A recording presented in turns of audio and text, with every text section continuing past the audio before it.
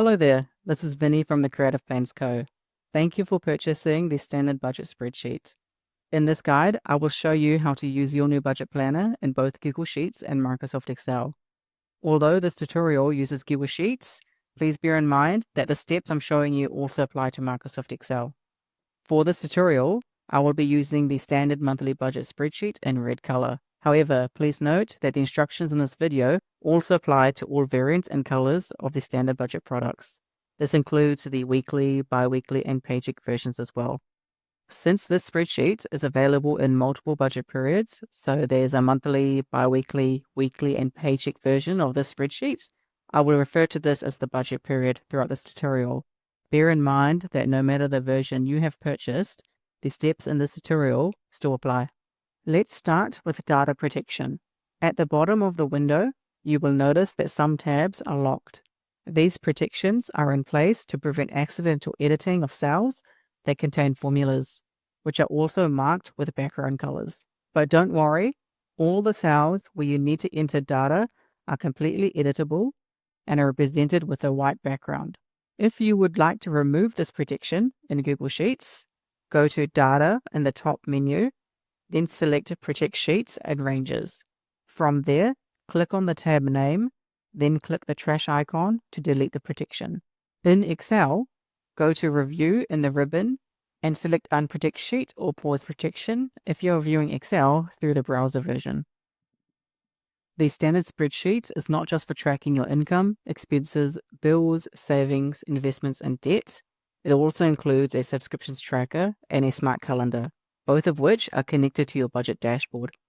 These tabs will remain connected to your budgets even if you create multiple budget dashboards for different budgeting periods, whether that's a weekly, bi-weekly, monthly, a period by paycheck, or even something custom. The subscriptions tracker and smart calendar will always stay connected. By the end of this video, I will show you how to manage multiple budget periods efficiently. Now, let's focus on the main budget portion of the spreadsheet, which is the Dashboard tab. This is where you will track each budget period. To get started, we first need to set the date range for your budget. This will automatically update the date shown on the top left-hand corner. To change the date range, simply input your budget start and budget end dates in the designated fields. It is very important to note that this spreadsheet uses a month, day, year format, so please make sure to enter the dates in this order. Also, you can set your default currency on the Instructions tab. To do so, select your preferred currency from the drop-down menu, and your currency will update across the entire spreadsheet.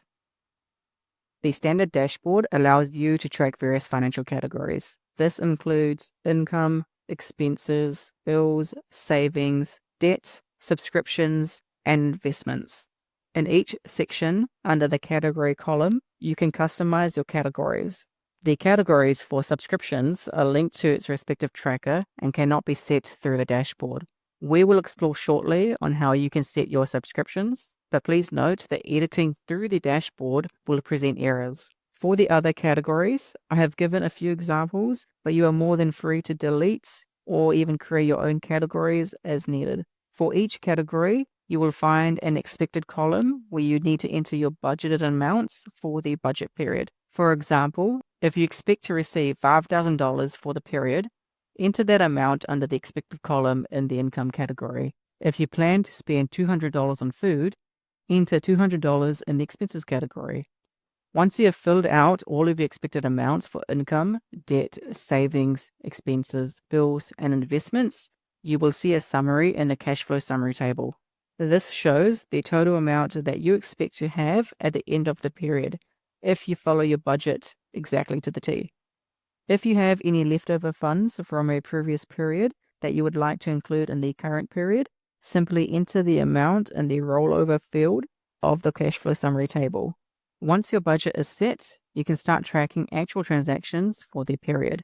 Simply scroll down to the transactions list at the bottom of the dashboard. To log a transaction, enter the date, transaction type, category, and amount. All of your entered transactions will automatically update in the actual columns of the summary tables. For example, if you spent $400 on food, enter this into your transactions list, and the amount will reflect under the actual column in the expenses summary table. As you make payments for bills, debt, savings, investments, or subscriptions, you can check the box next to each category to mark it as paid. When logging transactions, the spreadsheet will automatically update. This includes all your charts, graphs, summary boards, and so on. This will give you a real-time overview of your financial situation. If you want to track multiple budget periods, so multiple months, weeks, and so on, I will also walk you through how to manage this in the spreadsheet. Each time you create a new budget for a different period, everything will stay connected. So this includes the smart calendar and subscriptions tracker, ensuring that your financial data stays organized and up to date. Now, let's take a look at the subscriptions tracker. This tab helps you track your different subscriptions and gives you a clear overview of your weekly, fortnightly, monthly, and annual costs. This provides you with all the information that you need to make a well-informed decision about your subscriptions. Seeing all your subscriptions in one place allows you to assess whether each one is still useful for your lifestyle. To get started, under the subscription overview table, you can enter your different subscription categories. I've already included some common categories, but feel free to customize and add your own. Once you have set up your categories, you can start entering your subscriptions in the subscriptions tracker table.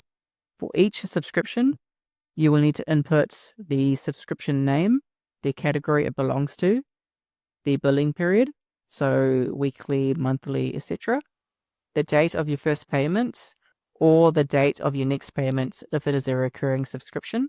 The last payment that you made will also work for this as well.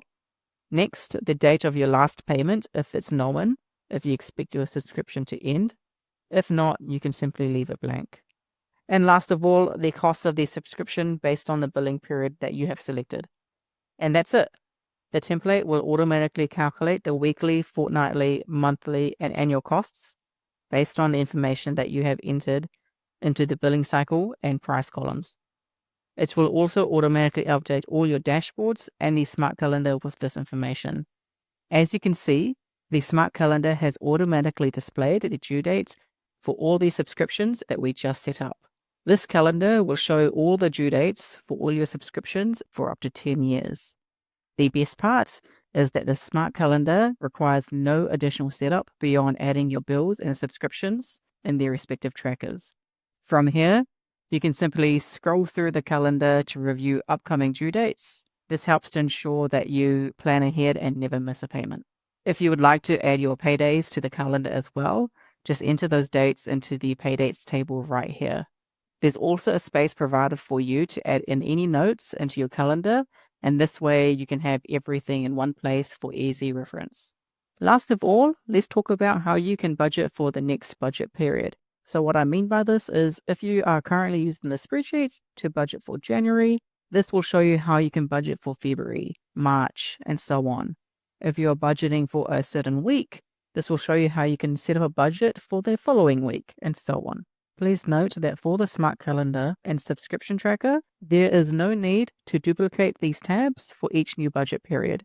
You can simply continue using them in the same spreadsheet without any issues as everything is connected.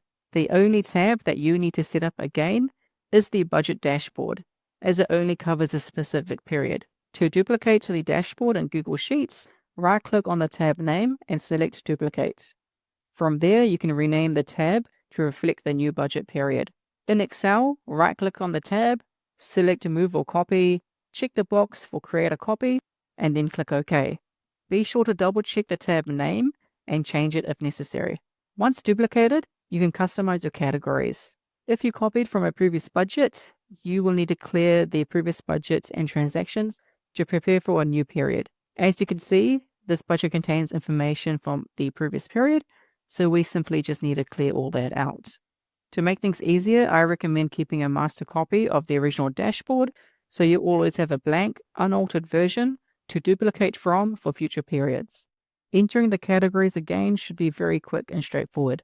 Unless your subscriptions have changed, there is no need to update those tabs. The subscriptions you have set will automatically appear in your newly created dashboards if they are expected to renew during that budget period. For the smart calendar, I suggest updating the month and year to review any upcoming subscriptions. The only updates required in this tab are for your paydays and notes, as the tracker does not predict when your next paydays will occur.